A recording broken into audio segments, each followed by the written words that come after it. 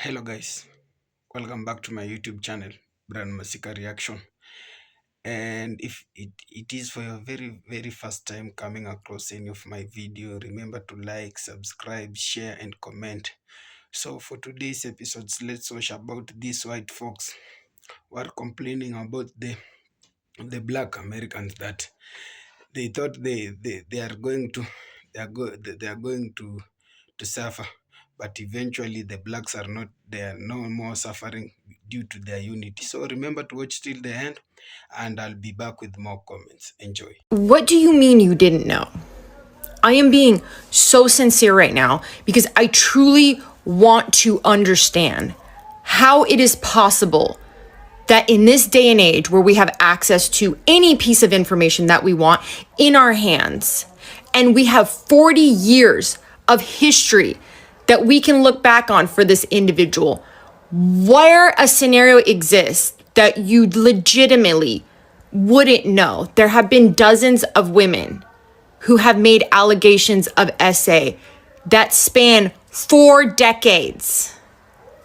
There's video, pictures, audio, testimonies, flight logs. He has been held accountable in court for one of those essays. Where's the confusion? This is also an individual that has a history of conning people, not paying people. He's been in court hundreds of times over the last 4 decades. And I think he's lost about 92% of these lawsuits because he, in fact, does scam and cheat people. He has been found guilty of fraud in a court of law on 30 however many counts.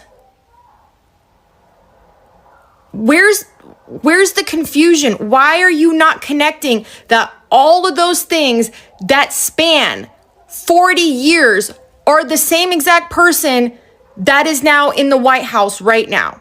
Where's the disconnect? And beyond that, where was the confusion about his policies? He told you what he was going to do. There's a 900-page manifesto. I know he said that, no, I don't know anything about that. But before the election, I asked, what is the difference between the policies that he's presenting and he's owning up to and the policies in Project 2025? I never got an answer because they were in fact the same.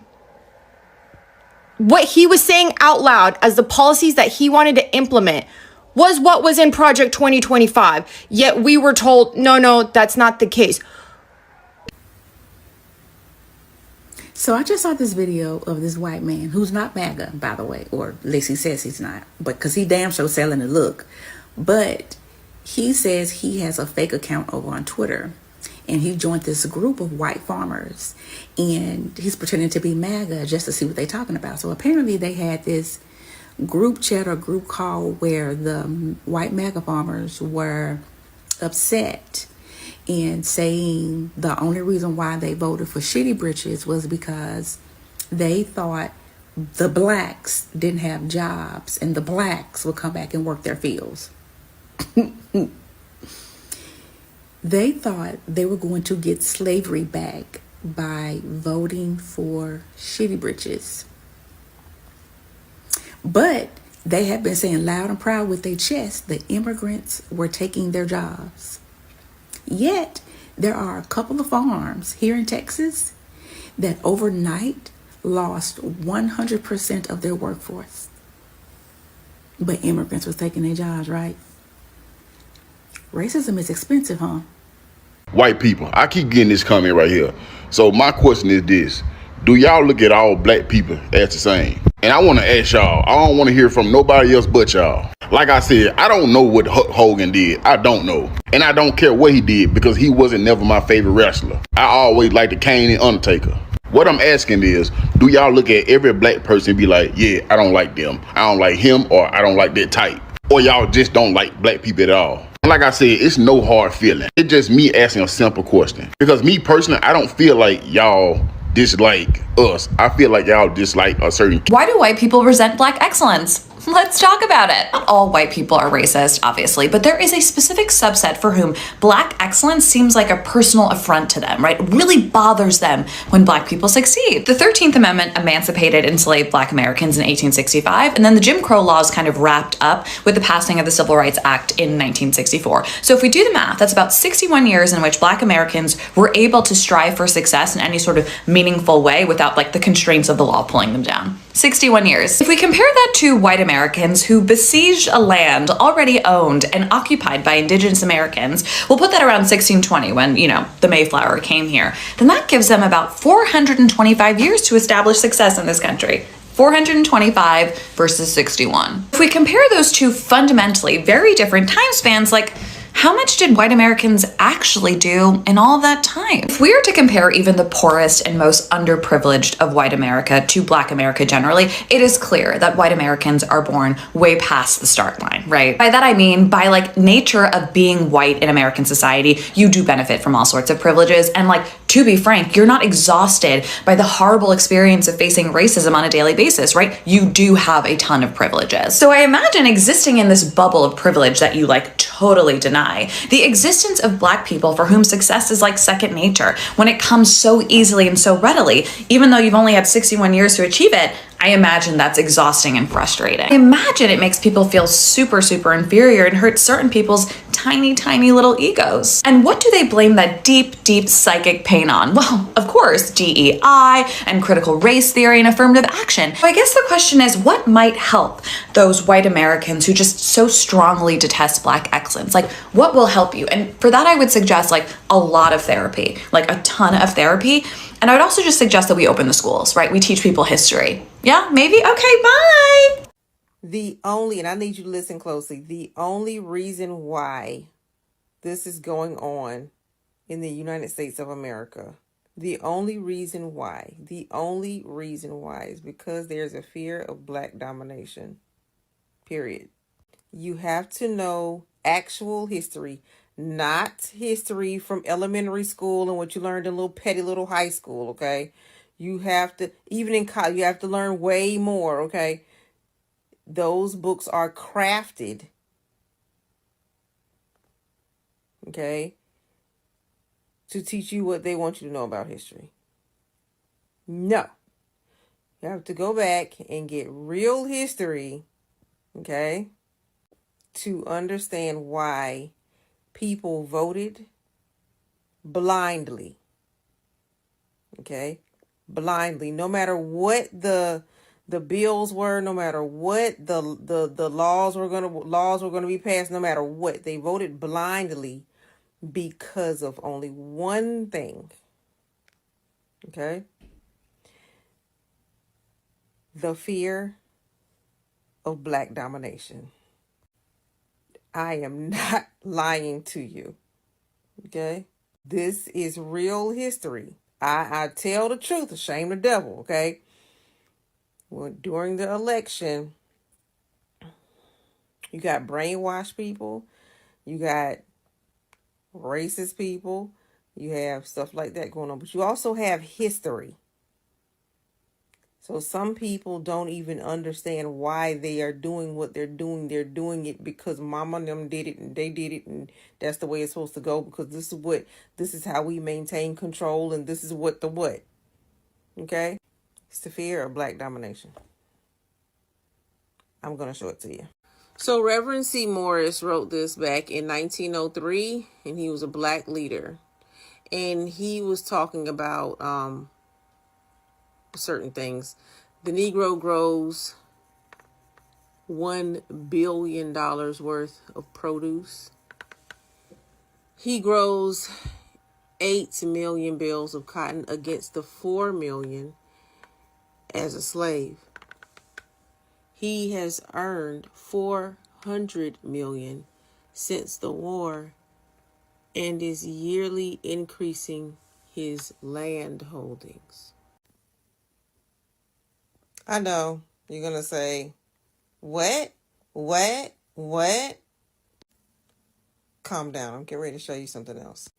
I showed you that part first just to give you an idea of the progress the fast progress of Black Americans post-emancipation. Okay? That's one. All right? So keep that in mind. Now I'm going to show you where white people prefer to steal. They prefer to steal before they feel like they're going to be dominated by anybody black. This was written in 1888. 2 years ago, the leading citizens, both Republicans and Democrats, petitioned the county judge to have a Republican judge at each place of election. It was ignored, claiming they would rather steal than have Negro domination. Claiming that they would rather steal than have Negro domination. Now, I know that was in the 1800s. Negro domination, the fear of it made the South solid and keeps it so. Now I'm going to show you why they like to break up and cause migrations in the Black American community. They like to cause people to move and separate. Okay?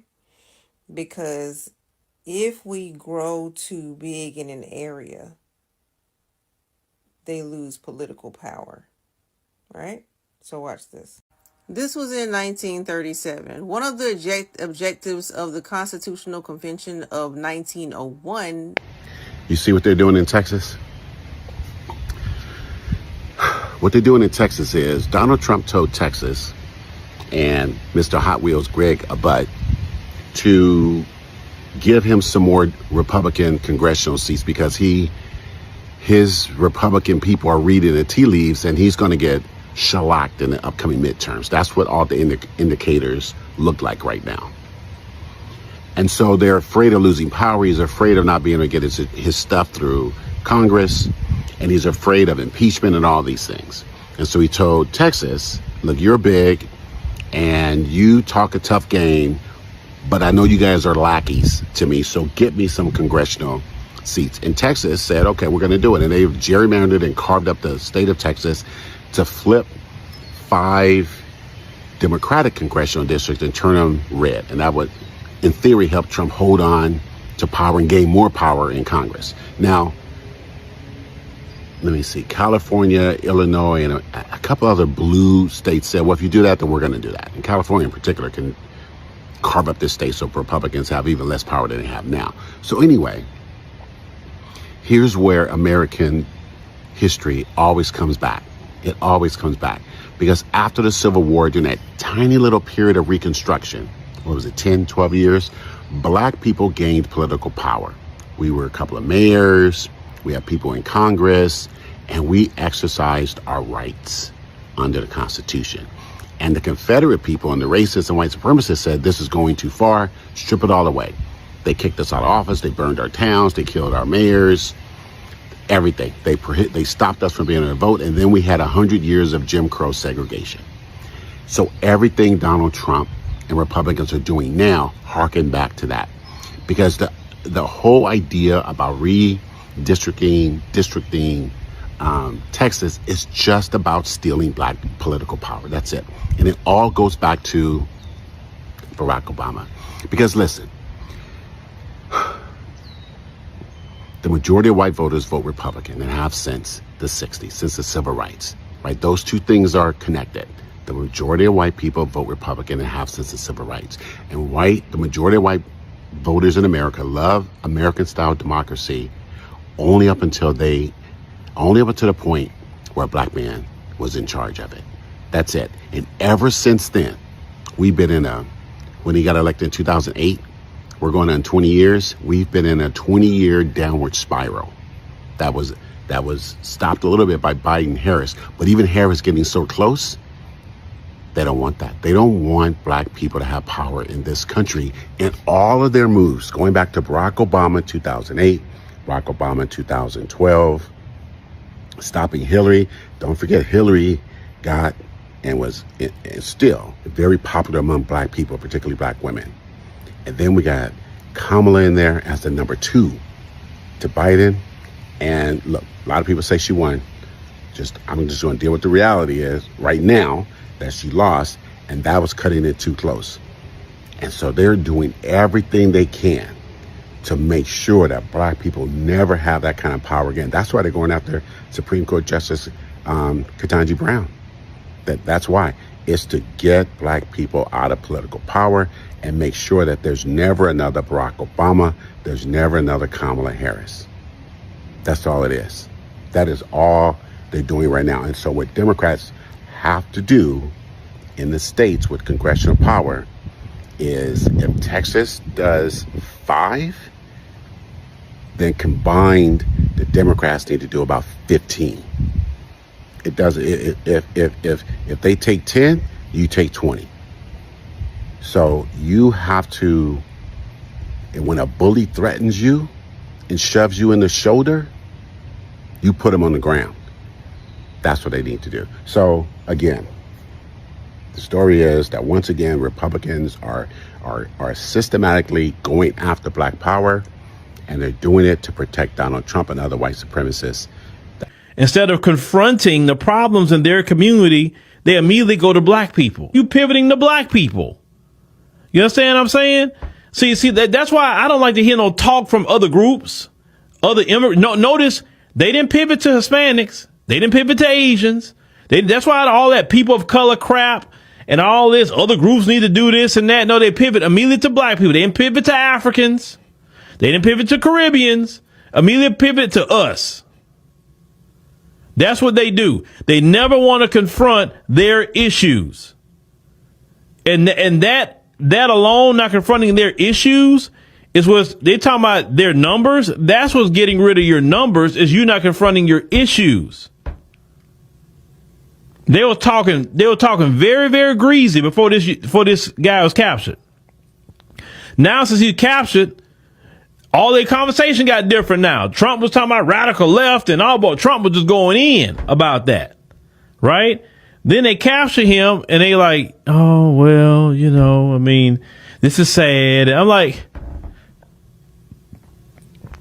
what I'm learning about, I have learned about that culture. They have a rule. It don't matter what horrific thing that they do, you do not openly condemn it. You don't. It don't matter who you do it to, who they do it to. And a lot of them like Charlie Kirk. I would think that they would really be just on the same energy. Why you turn the energy to black people when you should be turning it to your own community and say, wait a minute, hold on. What are we doing in this community? Why are we doing all this? It's no discussion. But I have to say the strongest magic white folks used on black folks was telling us that our indigenous spirituality and cosmology was demonic. That has to be the strongest magic that white folks used on our ancestors. And of course, it didn't work on all of our ancestors because the beautiful spirituality of hoodoo existed and still continues to exist. But even up until this point, even right now, 2025, most black folks still believe that their indigenous African spirituality and cosmology, they believe right now that hoodoo is demonic. And that is, my folks, the strongest, most powerful magic white folk have ever used on black folk all around the world and here in the United States as well. Keep the faith. Ise, Ashe, Ayibobo. Peace. Come to my comment section to see white people fight for the right to remain violent towards black people, and we stay silent. You're in? Okay, good. Here we go. If you guys want to have jokes for days, like just crack up, you need to come to my comment section, particularly when I'm speaking about Mzungus and their behavior. You will see them in that comment section fighting for the right to be racist. And they do it on fake accounts. It's hilarious. Like, They get so wound up with my videos, and all my videos talk about is their behavior, and then they come to the comment section and do said behavior that I'm speaking about. So yes, if you want to have a good old, see what I'm talking about, come to my comment section, because it's always buzzing. And I forever love when the black people go in there and just drop their one-liners. Boom. The anger of white people to black people is that they want the right. They want to remain to have the right in law and society and our environment to remain violent towards us. That's really what the problem is. They are fighting for the right to remain violent towards us, and us say nothing about it. That is why they're angry with the videos I make. That is what they're fighting for. And they come to the comment section to do. You see, in politics with Donald Trump right now, they want the right to abuse black people, and black people say nothing about it. That is that is the proudness they want to keep. And yeah, I'll be on this hill by myself if I must. Yeah. So no thanks. Back to sender. So as of yesterday, I recorded a video that I didn't know how it was going to be received, but as of today, the video has went viral with thousands of shares, and it's reached people outside of America. It has reached people from Germany. It's reached people from the UK. It's reached people from Africa. It's reached people all the way to Australia. And I just want to encourage anyone watching, that's the power of using your voice. And so, but today's video is going to make a lot of people very, very uncomfortable, especially if you're white.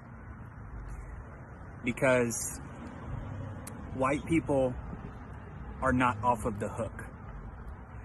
Because moments like this, white people get let off the hook because they posted a picture.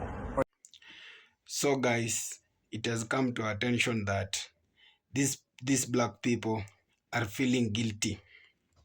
Why are they feeling guilty? They are feeling guilty just simply because they voted, and they vote didn't went well as they wanted. The vote went against their will. Their will was that these blacks will suffer, but the blacks are they are no longer suffering. In fact, the blacks they have just gone apart from them. They are living their own life. So this is getting these white folks, it is getting them worried. It is getting them, they are just jealous. They thought they just asking about that. They voted about when the campaign came, the manifesto came, and the time that the government said they kept their manifesto, it is not, they are not doing as they promised in their manifesto during the campaigning time. So they are really crying out that the government is going against their wish. And the black unity has just come up clearly, that our fellow black American brothers and sisters have just come together, and they are really jealous. These fighters, they are really jealous of what our blacks are doing, since they have just come up. They have come up with one unity.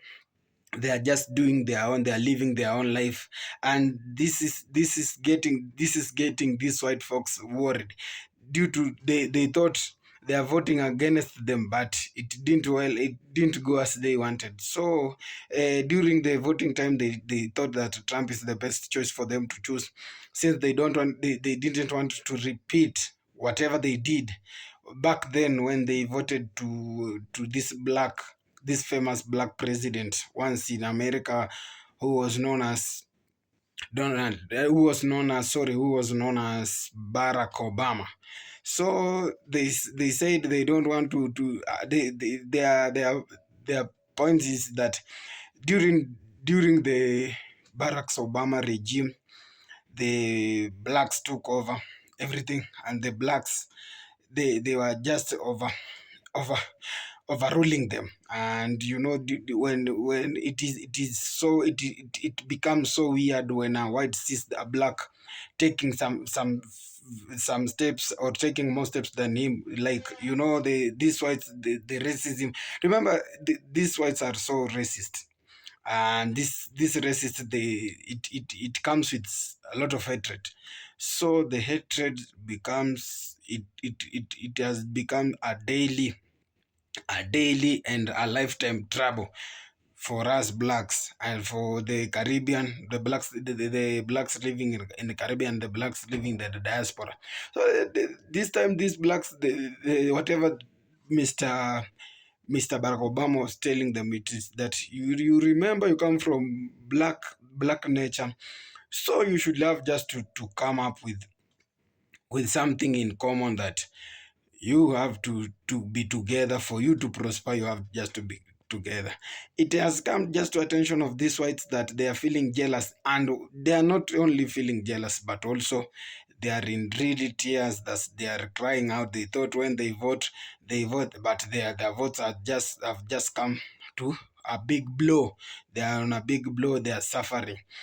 So it is up to us now, that you see, even if you go to these countries you start let's say you open a restaurant that you want people to be eating there.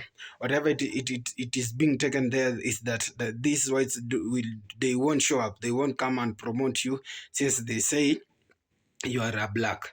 And it is, yeah, these blacks just came up together and say, yeah, it is high time. They just have to, it is their time now. Let them watch. So these whites are really crying. Their farms have, they thought when they elected Mr. Donald Trump, it will be all about that. Trump will just command them to go back to lands, and to do what, to continue being the white slaves. But it has become, the tables have just turned, that these whites are really suffering, and they're really crying. And these blacks ain't suffering, since they just came up. Nowadays their mind is open. So their mind, by the moment they realize that they are being slaves of the white, they stop being those slaves, and they for now they are just living a good life. So the whites are in tears, but the big question is that, why are these blacks not crying out? Since they thought the blacks will be the one who's suffering, but who is God? God has just given them a warning, that and the warning is not sounding good to them. The warning is really hitting them hard, and it's really hitting them bad. So as for me, I just have to say, and I'll continue urging my fellow blacks who are in the diaspora, or those who are still in this motherland. You are very welcome to come back to your countries. You come back to your ancestors' land. Remember, this thing was not fought. This thing was not just easily fought for. Our ancestors, they just did their best for us to get a future, for us to be living good in a good life. So for me, I'll just keep on urging my fellow blacks that keep on pushing, keep on learning. Let's not be intimidated. Let's the racism be not part of us, and let us love each other. Let us keep peace. Let us share those good moments, and let us keep our countries safe. Let us keep our continent safe, because these countries are God-fearing countries, and they are not there. We don't have racism. So that's all for me now. I'll just have to go through your comments, or whatever I'll just urge you to tell you is that, stay in your country, build your country, build yourself, be comfortable in yourself. Remember the American dream. Even the Americans too living there, the whites are just complaining. The life they are living now, this is not the life they voted for. So that's all for now. I love you guys. Let's keep on watching. Let's keep on sharing, and let's keep on subscribing. And for me, I just want to wish you all well, and God bless. One love.